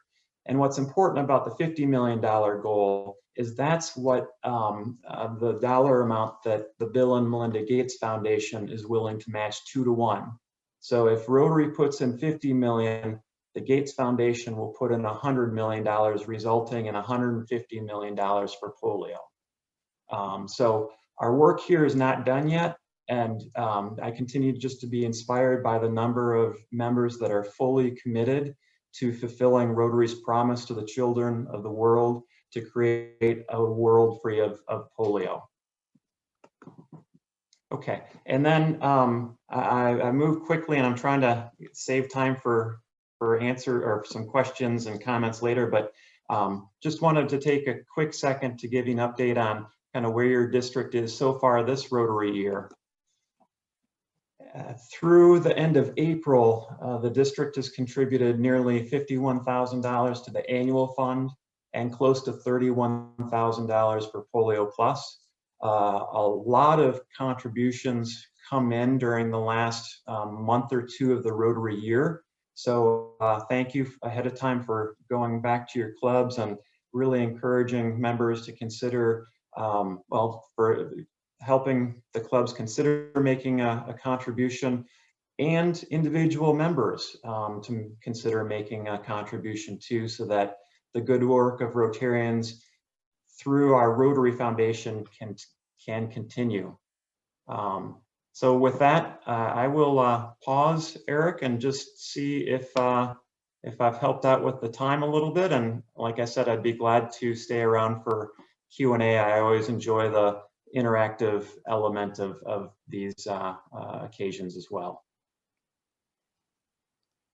Yeah, thank you very much. That was great. Some really interesting figures there, and it does make you so proud to be part of Rotary when you see some of those phenomenal figures. I mean, I know I've been to international conventions, and when you see these figures come up on stage, you think, my little club in Warrington and me as a Rotarian is part of that phenomenal great figure there. So it suddenly puts the size and scale of Rotary and what we can do through the foundation onto a whole different level, doesn't it? So yeah, it's a big thing, and we're all part of it. As you say, it's our foundation that belongs to Rotary. It's funded by us, and it also funds our projects. So yeah, great. Thank you very much for that. So I'm sure there'll be a lot of questions. If you're hanging out, we've got one more presentation left, then we'll bring you back to the Q&A, Eric, if that's okay. Thank you. Thanks very much. So we're not too bad for time. I've got one last presentation I want to talk about some projects, and I'll try and keep that quite tight for time so we can then get some time for Q&A for all of our panelists for the end of that. So I'll just do a little bit of screen sharing with you, if that's okay. Just let me share my screen on here, and I want to share. So I want to talk about collaborative projects. We used the word collaboration earlier, and I want to talk about collaborative projects between clubs and different parts of Rotary. So I just want to talk about what does collaborate means. I looked up in the dictionary. It's to work together or with someone else for a special purpose. That could almost define Rotary and Rotary clubs. That's what we do. We work together with other people for special purposes. So it really does fit what we're trying to do in Rotary. Shaker said that we need to do more to grow more. So we need to do more projects to grow membership, to actually grow Rotary completely. So we can only do more if we actually work together. And we've had quite a few successful projects in our district over recent years. And these are some of the bigger ones I think of the last 5 years maybe. Rise Against Hunger meal packing that that Ari and I are very passionate about. We've had the wrap up collecting coats and the shoe aid collecting shoes. So we'll just talk a little bit about those. So collaboration could be two clubs. It could be the club next door, the club in the same town as you. It could be your cluster group of 7 or 8 clubs led by AG. It could be several clusters as we've had in the past. It could be the whole district. We'd all do something together as we did with meal packing. It could be the district next door. It could be several districts, couldn't it? And we could go global, international partnerships. Nicki talked about clubs in other districts working together. This can be as big as you want it to be, or as small as you want it to be. It can be either way. You can scale up or down. But working together gets you bigger, better, more effective, impactful projects. I suppose the first big project that I was involved in involved sort of collaboration was really Rise Against Hunger, when Ari and I came back from our trip to Brazil and kind of said to our club, we'd like to do this project and it's going to involve £25,000 fundraising and it's going to involve 500 volunteers. And the club said, whoa, this is too big for us, we can't do it. As you'll know by now, I'm not easily put off by these things. So we thought, well, if we collaborate, we can do it. And I remember being at district assembly in 2015 and presenting to the district and saying, do you all want a piece of this project? And I think David Ellis's comment to me was, good luck with that, he said. I don't think he thought we could actually do it because we were looking to get 30 clubs working together. And at that point, I think the best project had been 4 or 5. But we pulled it off as a district. We all got together and we came to in 2016, back over 100,000 meals with more than 30 clubs. Every club got involved in fundraising. Every club got involved, be there with your hairnet on and your plastic gloves packing food. It was a great fun event. It was a really good event on the day. We even got on the BBC Evening News, didn't we? It was so good that we've done it again. We've done it several times since then. We've done several events in the district and we're planning the next one. So we've got an event in Sandbach in our district, which is currently on hold because of COVID. But whenever we can get the COVID restrictions lifted and get the school to accept what we're going to do, please come and join us on that. And we'll publicise that as soon as we can get more detail on that. So at some point in the year, we were doing a Rise Against Hunger meal pack in this district, hosted by Sandbach. We're doing more across the country. Irene and I are involved in events in Coventry and events in Blackpool. So there's a whole lot of things actually going on with this. So watch this space, but it's a great collaborative project. As Nicki said, it's a fun project as well, but it's the fun back into Rotary. So watch space for this one. We did wrap up Greater Manchester and 3 cluster groups, Bolton, Salford and Stockport, collecting coats for the homeless, vulnerable people. This was a no fundraising required project. This was a hands-on project. We recorded the collection of coats, get venues to collect coats, sort the clothing out. So it was a service project, but with no real fundraising involved. It went very well. I'm told it's going to be repeated again this year. So watch this space for more details. These are just some teasers for you. But as you do your own club assemblies, think about, do you want to get involved in these sort of projects? The other benefit is that there's actually environmental impact from this one. These coats might have gone to landfill. So it's like an environmental project. It's a homeless project. It's a service project. It's a no fundraising project as well. Very similarly, last year we were doing shoe aid. So we're collecting shoes for people across the world. So that was again. Collections were actually delayed by COVID, but we got over that in the end. It was just really talking to your local community, talking to schools, local businesses, local shops to raise collection points, talking to your family, your friends, Rotarians, other clubs and organisations. So it was a collaborative project that was just collecting shoes. Very simple, very straightforward, but most clubs could do this. Again, there were more detail coming out on these in the next sort of few weeks and months. I'm giving you a whistle-stop tour of a taster of some collaborative projects, just to add into your plans for your own club for next year. This one, Smiles for All, was mentioned at the international rally that happened a few months ago, and my own club is doing this in Warrington. It's really collecting underwear, bras and pants, to go off to Africa, and also people in the UK, surprisingly, as well. Unless they collect these pants and bras, they go off to charity in Scotland, they sort them out, and they do the distribution there. It makes a huge difference to kids in Africa, girls who can complete their education. Could your club collect a pair of pants? I'm sure we could. Watch this space again for more information. These are just quick tasters as we run through, because I'm conscious of the time tonight. Laptops for schools. There's 4 clubs placed. Other clubs did it as well, but this was a 4-club project. Got laptop computers for school during lockdown. Had them refurbished by local businesses. Give it out to the kids.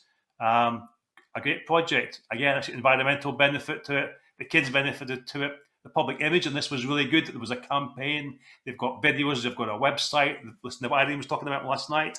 They publicised this very well. Great public image for Rotary and a great project. So yeah, just another one that you can think about. Other things that I know that are going on at the moment. Medical blister pack recycling for pills and potions. That's happening. Tree planting schemes. There's lots of clubs doing that together. I think I'm going to plant a tree in Bolton sometime next month as part of a project to do with that. Oxygenators for COVID in India in the district. I think we've bought some of these already going out to India as a joint project. The QR poster project is actually being run. This is posters to put in your local town with QR codes signposting people to help agencies for Samaritans, help when benefits, these sort of things, something we could share across the district. Health awareness days, we do stroke awareness days as clubs and groups and clusters. Water and sanitation projects have been done together by clubs and clusters again. Youth competitions. You could do toilet competition as a club, as a cluster, we could do it as a district. These are all things we can actually collaborate on. And supporting food banks, I think we've all done together and in groups. So there's a whole lot of ideas that just to give you some little things you can be thinking about for your plans for the year ahead. It's the power of Rotary, isn't it? We've got a network of contacts. We can transform small projects. The meal pack was an idea that 2 people had, and we ended up with 500 volunteers over 2 days. It gives you life-changing opportunity. We change the life of kids in Africa by feeding them these meals out of a very small project. So Rotary offers opportunities, as like Olga says. Use the Rotary network. Get your projects to go large. An idea for your club could suddenly become a project for the club next door, a cluster project, a district project, a national project. Use the power of Rotary and talk to us about it. And as Eric's just said, the foundation is there for support where appropriate. So it's our foundation. Use it to support our projects. How do we get the communication around this? Talk to the AG for cluster meetings. Share it with the club next door. District editor can publish it for you. Use the Rotary showcase to look for partners elsewhere in the world. The team leaders are there for advice and support. How you can publicise it. Talk to Irene. Is a membership benefit? Talk to Phil. Do you need some training and development? Talk to Roger. Is it a youth project? Talk to Tony. We're all here to help you to do this. But look at other organisations as well. It doesn't have to just be a Rotary project. It could be Rotary along with Scouts. It could be Rotary along with the Guides. It could be Rotary with a local fundraising group. Don't just keep it as a Rotary project. Spread it out to the community and use other people to go large on your projects. We need to do more to grow more, as we said before. So we'll stop tour on project because I want to get a little bit of time for question and answers. So thank you very much for that, and I'll stop sharing my screen and we'll jump straight into a Q&A now. So we're going to try and finish very much on time if we can. So if the panelists want to join us again on screen, and Swati can maybe look at some of the, I think we've got quite a few questions and answers to get through there. So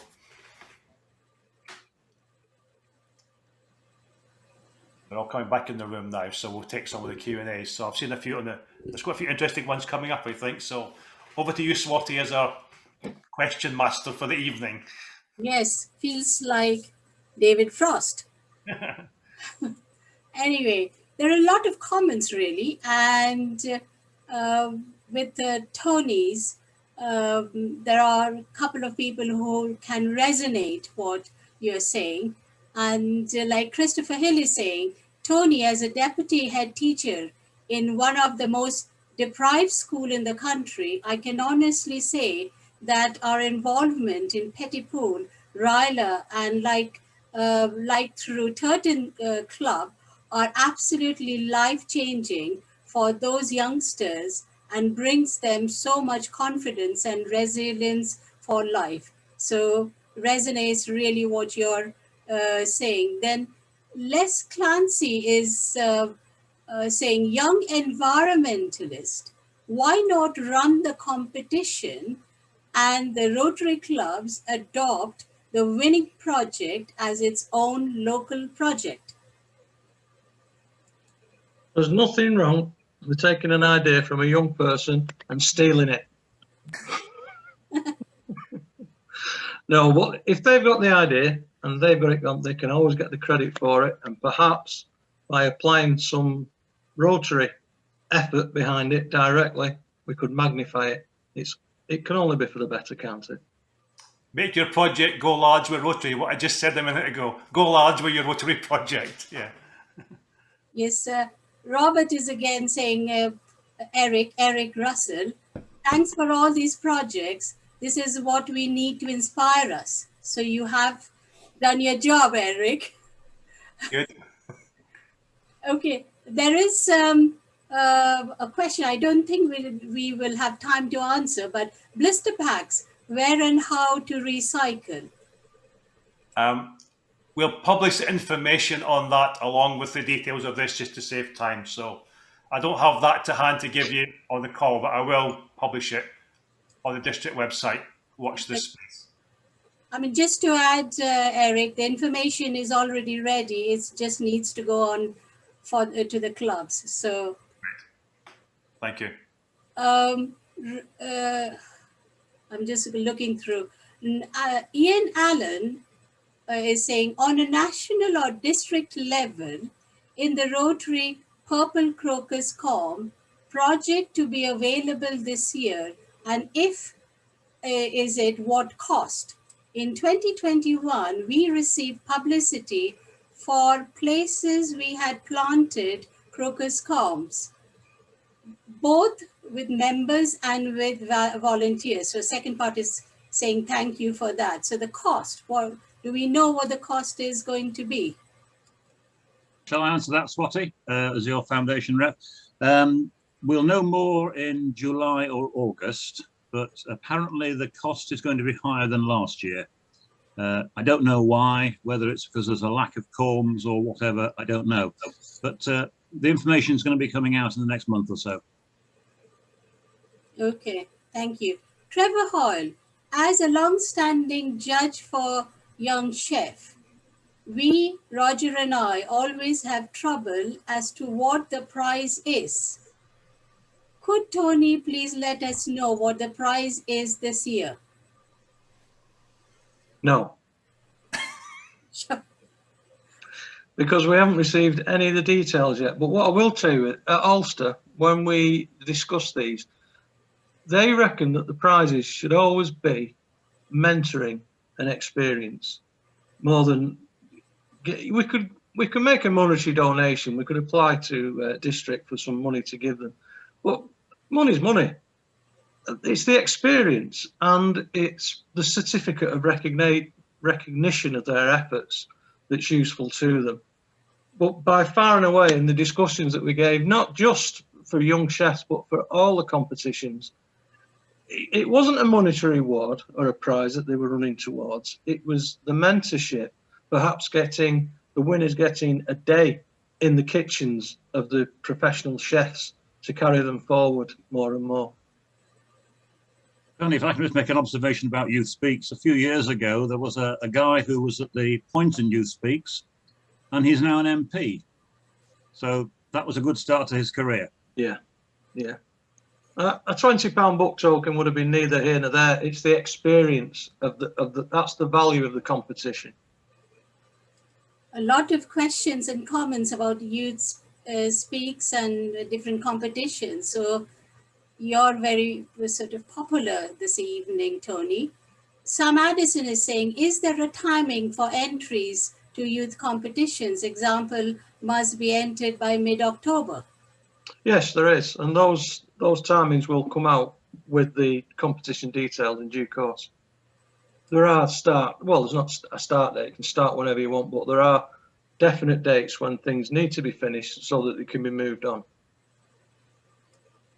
Okay, I'm just looking the similar sort of question from Mike Wilson. Youth competitions, is it possible to include start dates and final dates for each competition? Yes, And they'll be on the website. they will be once the information's available from Ulster. Yeah.